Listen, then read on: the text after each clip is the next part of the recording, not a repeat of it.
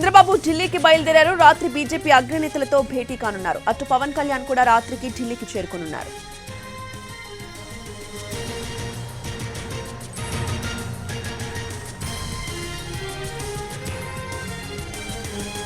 చంద్రబాబు నాయుడు ఢిల్లీకి బయలుదేరారు. రాత్రి బీజేపీ అగ్రనేతలతో భేటీ కానున్నారు. అటు పవన్ కళ్యాణ్ కూడా ఈ రాత్రికి ఢిల్లీకి చేరుకోనున్నారు.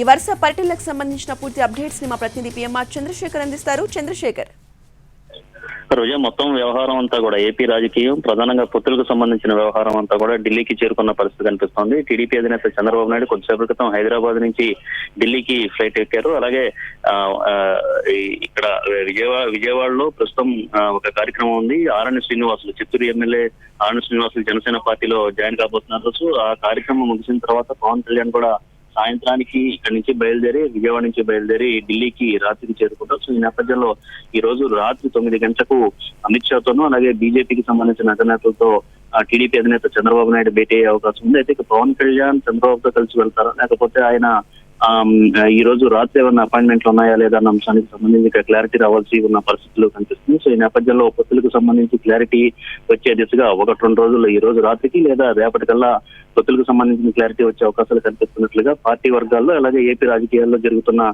చర్చ మేరకు తెలుస్తుంది. ఈ రోజే ఇది కీలకమైన పరిణామంగానే మనం చెప్పాల్సి ఉంటుంది. రోజా, రైట్, థ్యాంక్ యూ చంద్రశేఖర్.